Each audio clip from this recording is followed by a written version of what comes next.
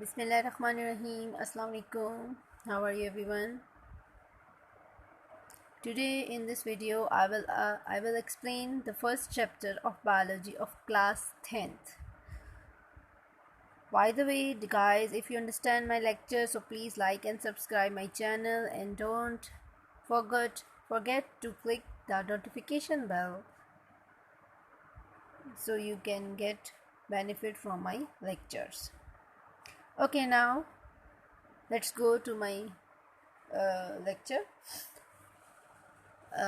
हम स्टार्ट करने जा रहे हैं 10th class biology first chapter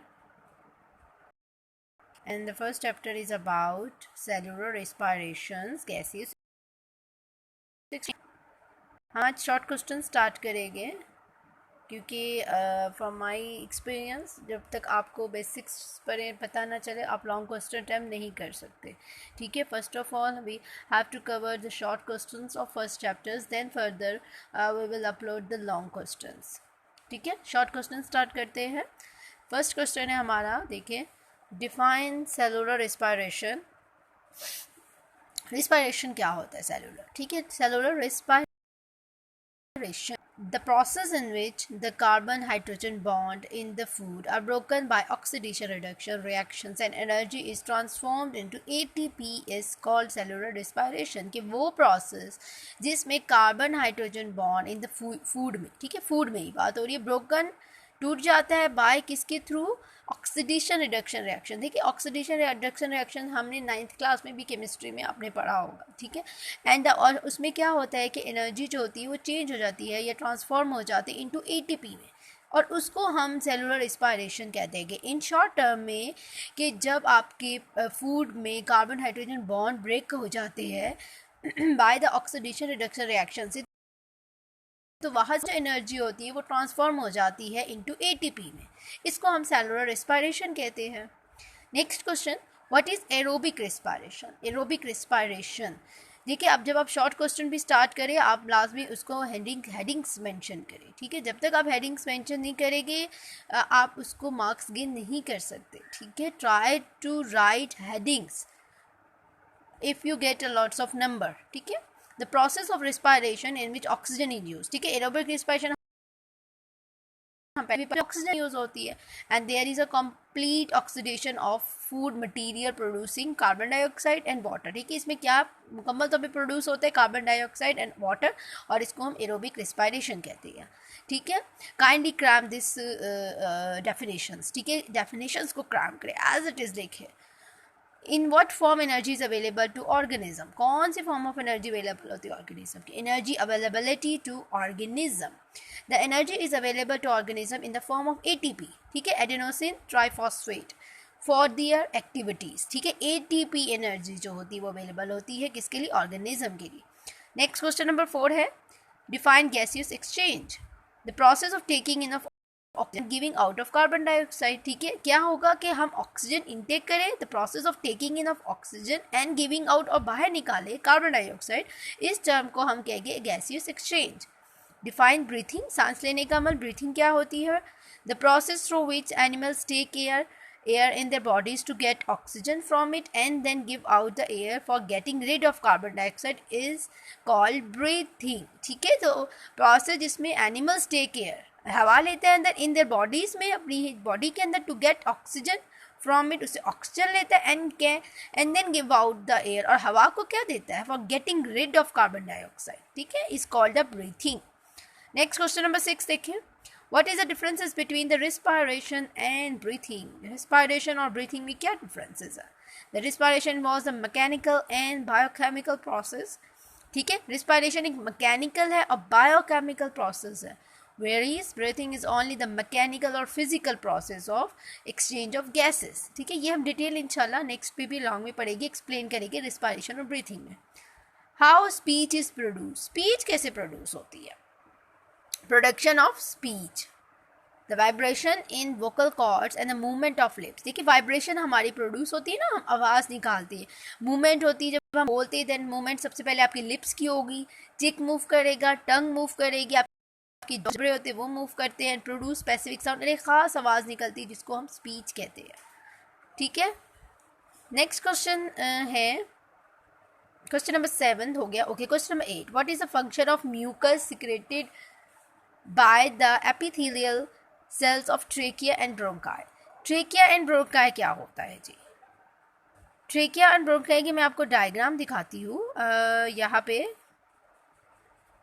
नहीं, यहाँ पे okay, wait, I will show you diagram. First of all, you know what is trachea and bronchi. यहाँ पे देखिए कि ट्रेकिया, ठीक है, यहाँ पे आपको नोज से नीचे लैरिंक्स, ये आपको क्लियर होने चाहिए. लैरिंक्स के नीचे अब आ जाए तो ये ट्रेकिया का पोर्शन आ जाता है. ठीक है, ट्रेकिया के बाद देखिए उसके बाद ब्रोंकस हम आ जाएगा. ब्रोंकस के अंदर बहुत सारी ब्रांचेज आ जाए जिसको ब्रोंक्यूल्स कहते हैं. ठीक है, उसके बाद लेफ्ट लैंग जाता है. दूसरी साइड में अगर आप देखें तो यहाँ पे देखिए नजल केविटी, ब्रोंकस किया था वहाँ पे एल्वियोलाई होता है. ठीक है, यहाँ पे ग्रेप साइक स्ट्रक्चर, हम सारी डिटेल आपको मैं नेक्स्ट इंशाल्लाह अपलोड करूँगी वीडियो में कि सारा प्रोसेस क्या होता है. ठीक है, राइट लंग्स और डायाफ्राम भी क्या होता है. ठीक है, now back to our short questions. Okay, ठीक है, ट्रेकिया आपको पता चल गया. Okay, what is the function of mucus secreted by the epithelial cell of trachea and bronchi? कि क्या फंक्शन? ठीक है, granular cells of trachea and bronchi क्या करते हैं? म्यूकस सिक्रीट करते हैं. म्यूकस सिक्रीट करते हैं. Okay, mucus secrete mucus which moisten the air को मॉइस्ट कर देती है. Trap any fine particles of dust. ठीक है, उसको ट्रैप कर लेती फाइन पार्टिकल्स ऑफ डस्ट के जो होते हैं और बैक्टीरिया के that have escape from the nasal cavity, जो फ्रॉम कहाँ से एस्केप निकलते हैं? फ्रॉम द नजल कैविटी से. ठीक है, नेक्स्ट देखिए क्या फंक्शन है गया जी. What is the function of cilia present in trachea and bronchi में जो सीलिया प्रेजेंट होता है? फंक्शन ऑफ सीलिया है कि म्यूकस के फंक्शन क्या है, सीलिया का फंक्शंस क्या है, हम आगे भी हम फर्दर पढ़ेंगे. The cilia present in trachea and bronchi beat with an upward motion. ठीक है, यानी कि ये सीलिया कहाँ प्रेजेंट है? Trachea and bronchi. बीट क्या करता है? एक ऊपर की तरफ मोशन को.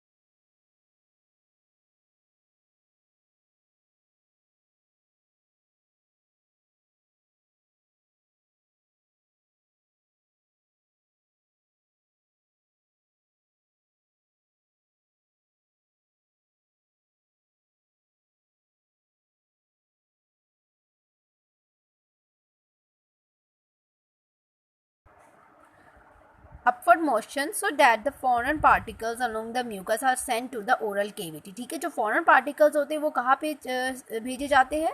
oral cavity, from where it may be either swallowed, या वहाँ पे निगल लिए जाते हैं, स्वेलड हो जाते हैं, और कफ्ड और या फिर कफ करके बाहर निकाल दिए जाते हैं. नेक्स्ट क्वेश्चन पे आ जाए, question number 10. whether the breathing movement are involuntary or voluntary. ठीक है, अब हम पढ़ेंगे involuntary क्या होते हैं और voluntary क्या होते हैं. breathing movements, the breathing movements are involuntary to a large extent, however you can control the rate of breathing but not for a long time. अब देखिए आप क्या कर सकते हैं, आप थोड़ी कुछ 10 सेकेंड 15 सेकेंड तक अपनी ब्रेथ को कंट्रोल कर सकते हैं, लेकिन ज़्यादा देर तक आप अपनी ब्रेथ को कंट्रोल नहीं करके रख सकते. सो ये क्या हो गया? Breathing movements are involuntary to a large act. ठीक है, ये इनवॉलेंट्री है. Why the percentage of respiratory disorder in higher, क्यों, कितनी परसेंटेज है? The percentage of the respiratory system in higher is higher in Pakistan because of more concentrations of air pollution not only in urban but also in a rural atmosphere. ठीक है, rural atmosphere में भी और urban atmosphere में भी.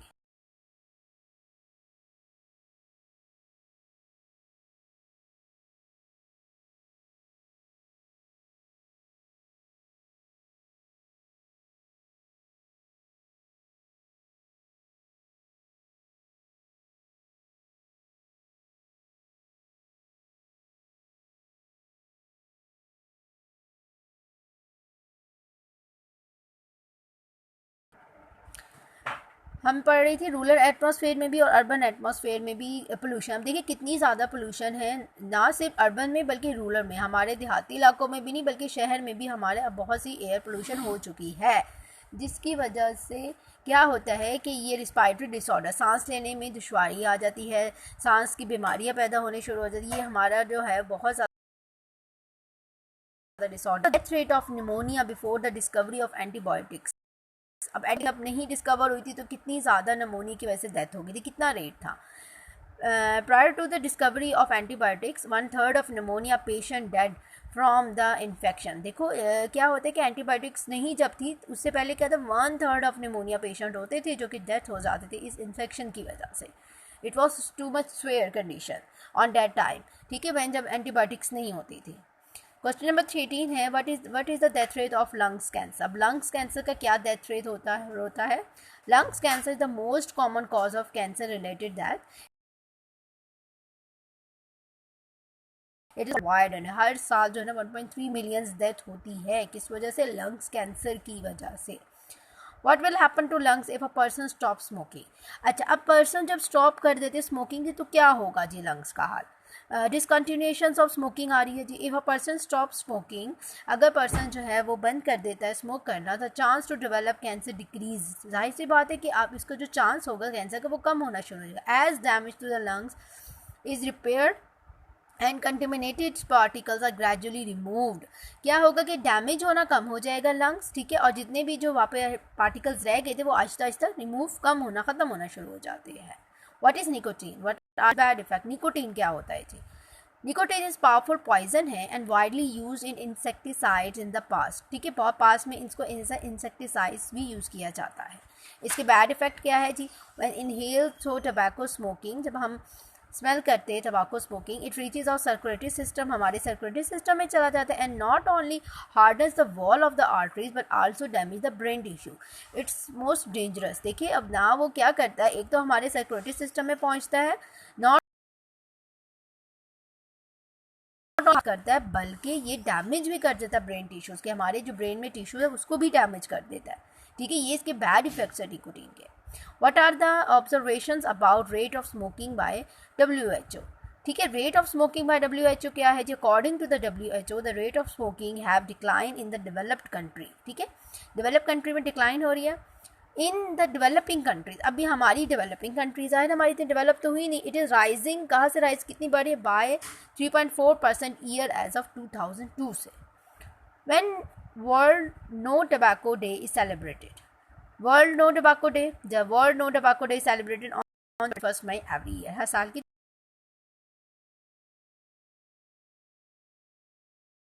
31 की जाए, और ये टबैको डे जो है वो 31 मई को मनाया जाता है, no tobacco day. What is the percentage of passive smokers to develop heart diseases and lungs cancer. Passive smokers जी, नॉन स्मोकर्स जो होते हैं वो are expose to second hand smoke, passive smoke जिसको कहते हैं, एट होम घर में करते हैं, या फिर वो आर इंक्रीज देयर हार्ट जो डिजीज़ रिस्क, ठीक है, उनका हार्ट के जो डिजीज़ होते हैं ना बीमारी, वो उनका रिस्क बढ़ जाता है जैसे 25 से 30%, एंड जस्ट एक्सपोज करते हैं टू सेकेंड हैंड स्मोक, ठीक है, या घर में या वर्क में। नेक्स्ट क्वेश्चन नंबर 19 है जी, how does smoking effect the social life of person. हमारी जो सोशल लाइफ ऑफ पर्सन को कैसे स्मोकिंग इफेक्ट करती है। Effect of smoking of social life, smoking effect the social life of person, smokers may face social unacceptance because other people may not want to expose to other smokes, ठीक है। ये हमारे आज के जी short question से, इंशाल्लाह हम next time जो है लॉन्ग क्वेश्चन को टच करेंगे है इस चैप्टर में, ठीक है, जो मैंने आपको आज एक्सप्लेन की है, इसको समझ आइएगा, ठीक है। Now today lecture was over, ठीक है, and comment down below guys if you have any difficulties in any topic, in any question, in any subject. I will explain you, and I will be uploading the writing skill videos and other more videos soon, so stay tuned. Remember me in your prayers, and always remember, always pray for your country. Thank you so much. Allah Hafiz.